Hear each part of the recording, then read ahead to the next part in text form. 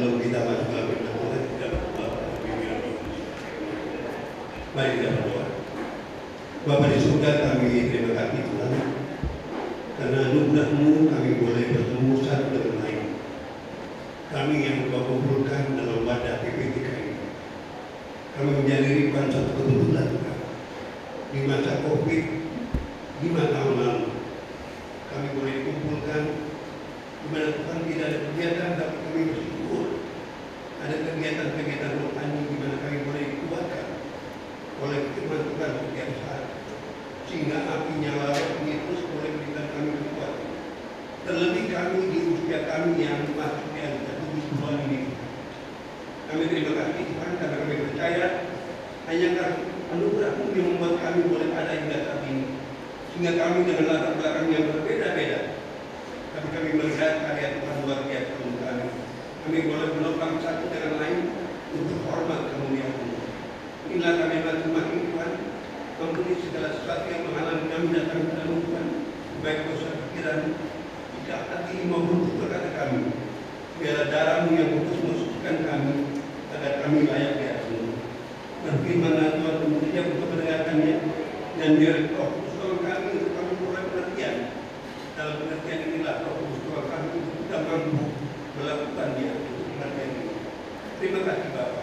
Dalam nama Yesus Kristus kami berdoa dan berdoa. Amin. Terima kasih Bapak Ibu Saudara-saudara dikasihi dalam Yesus Kristus. Saya berkesempatan untuk diminta untuk menyampaikan firman Tuhan terkait dengan ulang tahun PPTK yang kelima dan juga perayaan Natal. Satu yang tidak kebetulan di Bapak.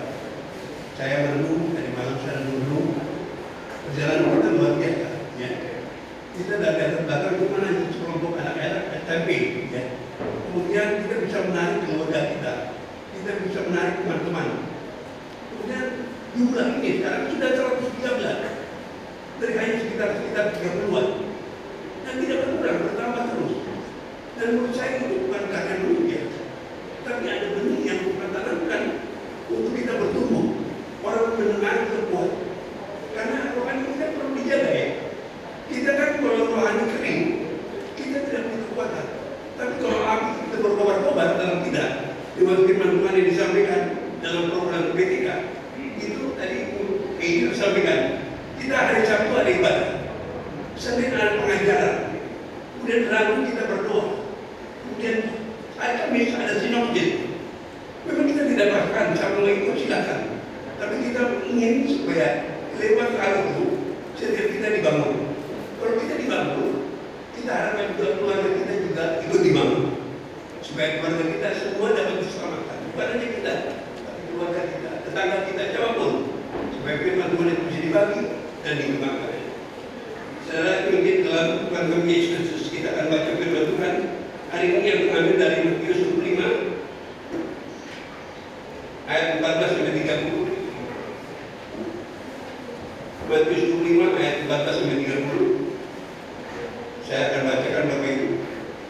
Sebab kerajaan surga sama seperti seorang yang mau berpergian ke luar negeri, yang memanggil hamba-hambanya dan mempercayakan hartanya kepada mereka. Yang seorang memberikannya 5 talenta, yang seorang lagi 2, dan yang seorang lagi 1, masing-masing menurut kesanggupannya. Lalu ia berangkat.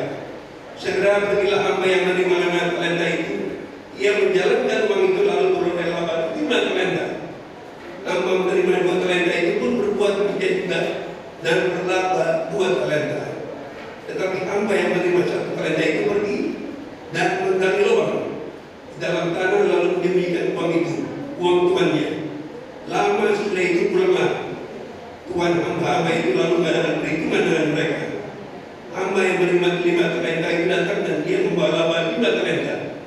Katanya, Tuan, 5 talenta yang Tuhan percayakan kepadaku, lihat aku telah beroleh laba 5 talenta. Maka kata tuannya kepadanya, baik sekali perbuatanmu, hai hambaku yang baik dan setia. Engkau telah setia dalam perkara kecil, aku akan memberikan kepadamu tanggung jawab dalam perkara yang besar. Masuklah dan turutlah dalam kebahagiaan Tuhanmu. Lalu datanglah hamba yang menerima 2 talenta itu, katanya, Tuan, 2 talenta yang Tuhan percayakan kepadaku, lihat aku telah berrela berbuat talenta. Maka kata tuannya kepadanya, baik sekali perbuatanmu itu, hai hambaku yang baik dan setia. Engkau telah sedia untuk tanggung jawab dalam perkara yang kecil, aku akan memberikan kepadamu tanggung jawab dalam perkara yang besar. Masuklah dan turutlah dalam kebahagiaan Tuhanmu. Ini datanglah juga hamba yang menerima satu talenta, dan talenta itu dalam berkata, Tuhan, aku tahu bahwa Tuhan adalah manusia yang kejam, yang menuai di tempat di mana Tuhan tidak menabur, dan tidak memungut dari tempat di mana Tuhan tidak menanam. Karena itu aku takut dan pergi menyembunyikan talenta Tuhan itu di dalam tanah ini. Terimalah kepunyaan Tuhan. Maka jawab Tuhan itu, hai hambaku, hai kamu hamba yang jahat dan malas. Jadi kamu sudah tahu bahwa aku menuai di tempat di mana aku tidak menabur, dan memungut dari tempat di mana aku tidak menanam. Karena itu sudah seharusnya uangku itu kuberikan kepada orang yang menjalankan uang, supaya sebalikku aku dari menerimanya serta dengan bunganya. Sebab ambillah talenta itu daripadanya dan berikanlah kepada orang yang mempunyai 10 talenta itu. Karena setiap orang yang mempunyai kepadanya akan diberi, sehingga dia berkelimpahan. Tapi siapa yang tidak mempunyai, apapun juga yang ada padanya akan diambil daripadanya.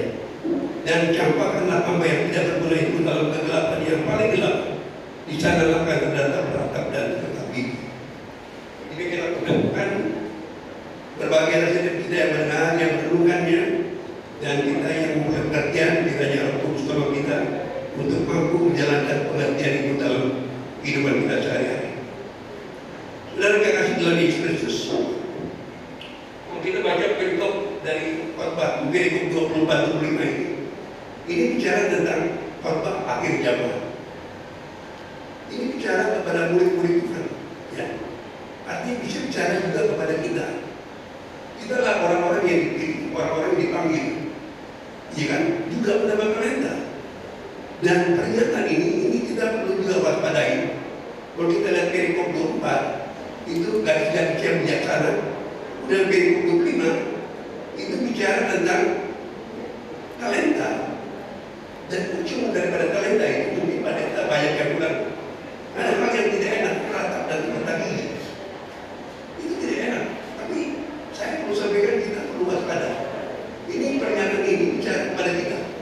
Waktu itu kata awal katakan hal kerajaan surga. Saudara, hal kerajaan surga itu apa sih? Kerajaan surga itu bukan katakan dalam Markus, itu seperti benih. Benih yang ditanam kemudian ditumbuh. Dia tumbuh, tidak ada yang tahu bagaimana tumbuhnya itu. Tiba-tiba dia menjulang tinggi. Atau seperti biji sesawi.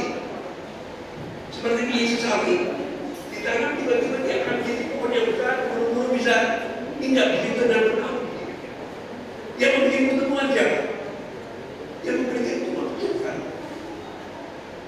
Nah, saudara yang terhati dalam Yesus Kristus, kenapa Tuhan katakan kerajaan surga itu seperti benih? Itu bagian kita. Dalam setiap talenta yang Tuhan berikan itu, kita harus bagi.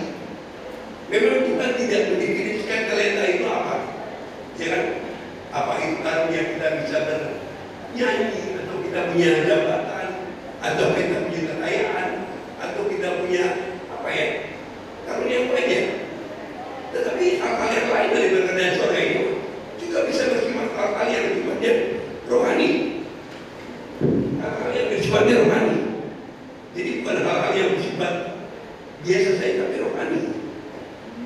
Karena ini penting Bapak Ibu.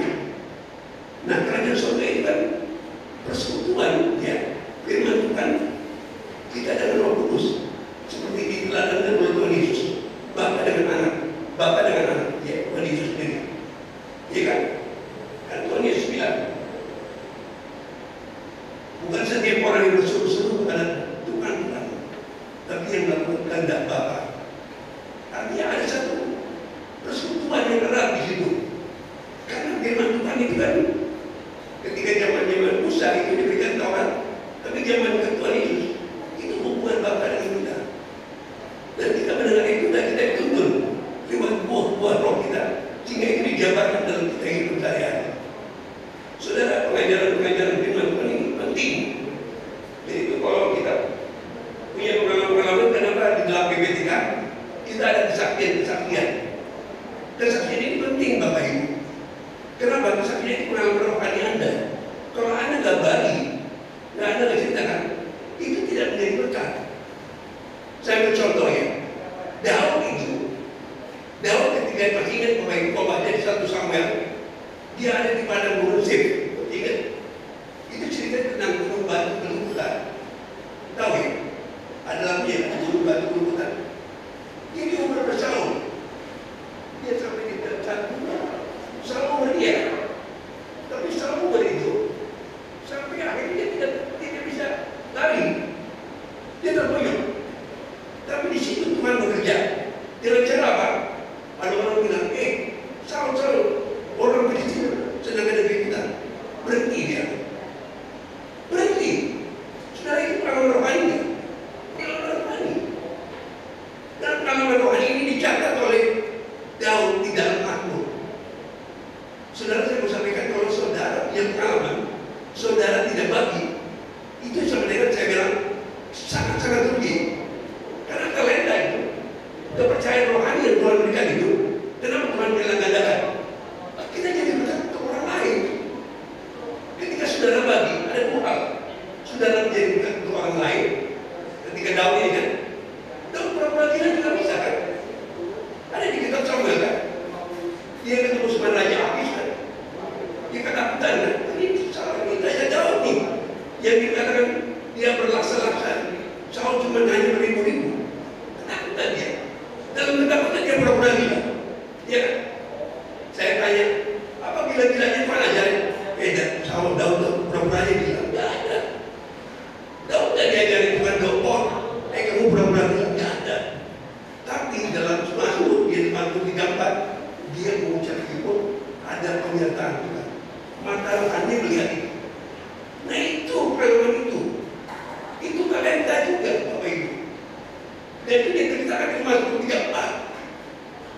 Dia bagi. Ini sebenarnya saya katakan firman Tuhan kita dalam PPKI, kenapa kita berbagi? Supaya kita bertumbuh bersama. Kita kumpul sama-sama, kita berbagi. Soal kasih, ya. Soal kasih juga begitu. Saya terus terang, istri saya kan demensia ya. Sudah 4 tahun ini. Saya tiap kali ke pasar, saya ajak dia karena saya belanja, dia tidak bisa belanja lagi. Kalau belanja, baru dari abang satu kita belanja paksa bayar ya, belanja satu-satu.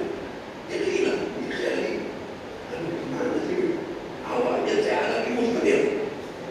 Nggak gampang saudara berubah menjadi satu keadaan, masuk kepada satu keadaan di mana ya tidak bisa diterima kita. Itu ilmu kita. Tapi ada hal-hal yang mata rohani kita telah untuk kita. Ada yang perlu dikembangkan, ada yang perlu ditambahkan. Penguasaan diri, kesabaran. Dan itu tidak datang otomatis jelek, tetapi datang berjenjang.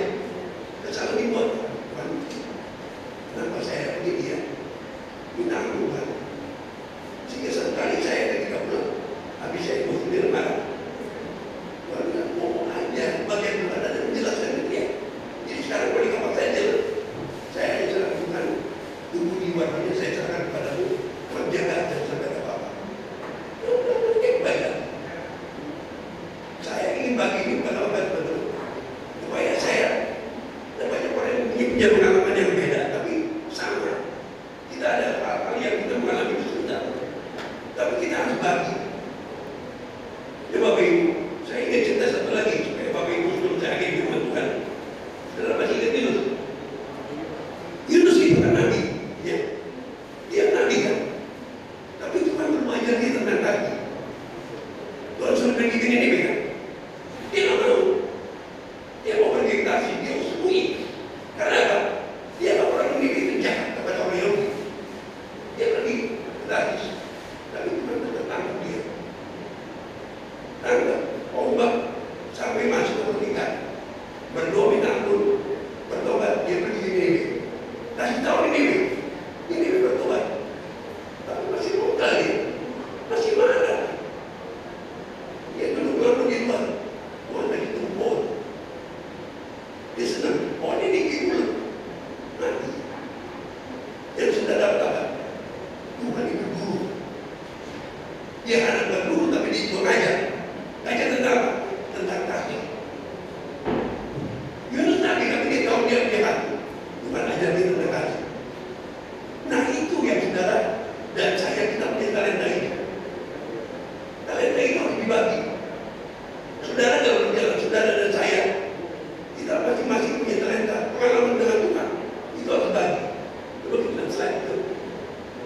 Setelah multimilioner JP Morgan, seorang pendiri General Electric meninggal, seluruh keluarga berkumpul untuk membuka wasiatnya.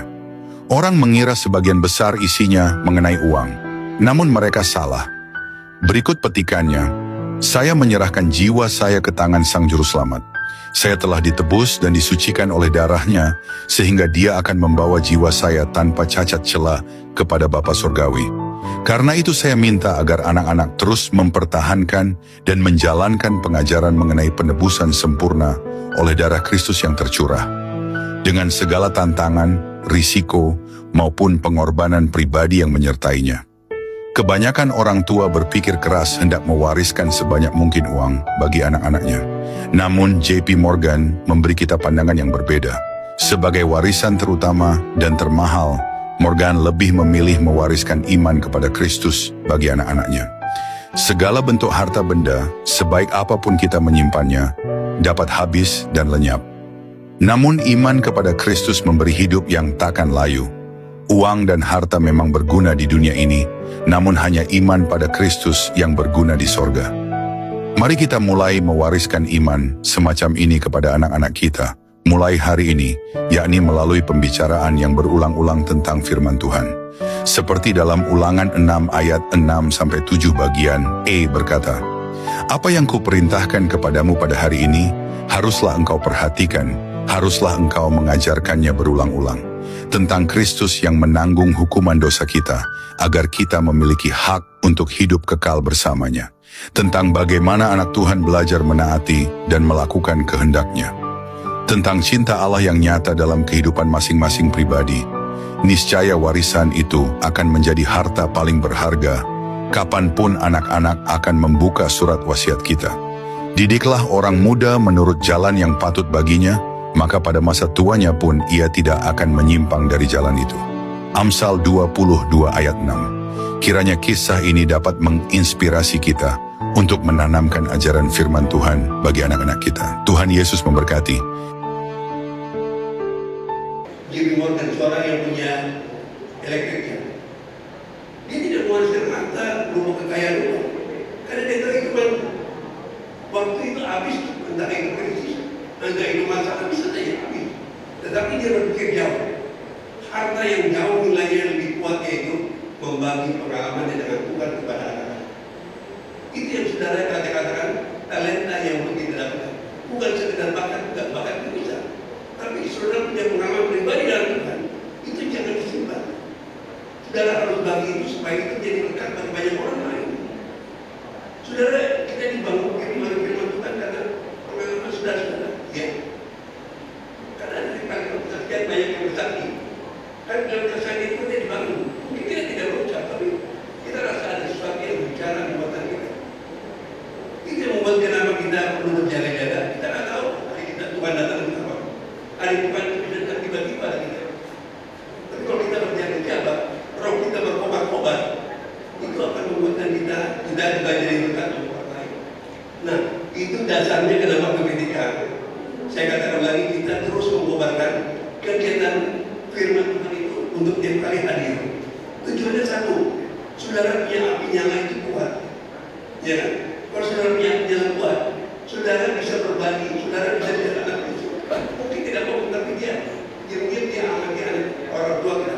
Oh, beda orang tua kita. Ya. Dan kalau kita tahu, Tuhan yang akan menentukan pertemuan iman itu Tuhan bukan dia.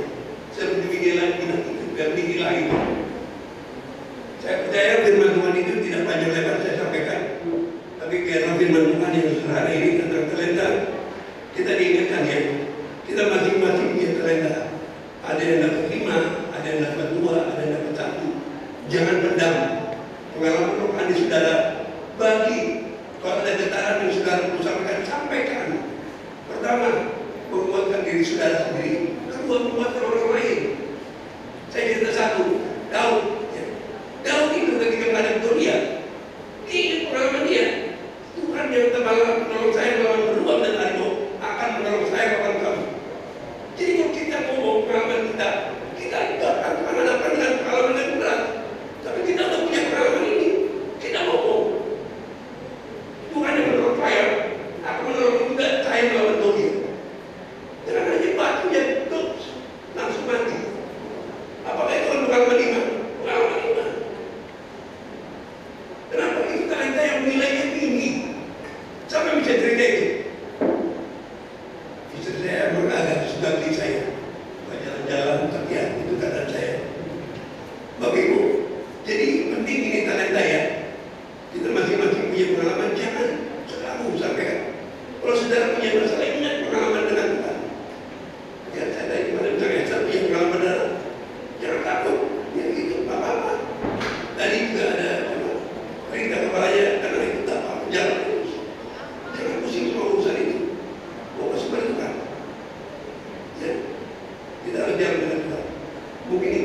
firman Tuhan, kiranya Tuhan memberkati kita dan memampukan kita untuk terus berjalan dalam talenta yang Tuhan percayakan.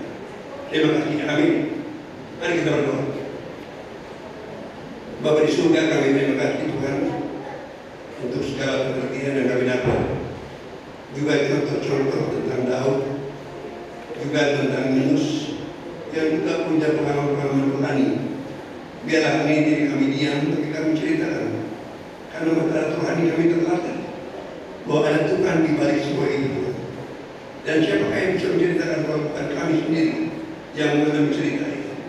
Supaya berkat yang kami terima itu jika menjadi kekuatan untuk orang lain, bahkan juga untuk membuat itu orang yang kami kumpul, supaya Tuhan mereka percaya bahwa Yesus adalah Tuhan yang hidup, penyelamat dan penolong orang. Terima kasih Tuhan. Kami serahkan pengertian ini dalam tangan-Mu. Setiap firman di tamu Tuhan memberkati akan menjadi kekuatan bagi kami. Kami berdoa juga untuk PPTK. Tuhan berkati setiap pelayanan yang dilakukan, yang bertujuan untuk setiap anggota mendapat kekuatan, setiap anggota dapat perjalanan lewat firman Tuhan, juga berbagi dalam setiap kesaksian, sehingga satu dengan lain boleh dikuatkan. Terima kasih Tuhan. Dalam nama Tuhan kami Yesus Kristus, kami berdoa berterima kasih untuk firman. Amin.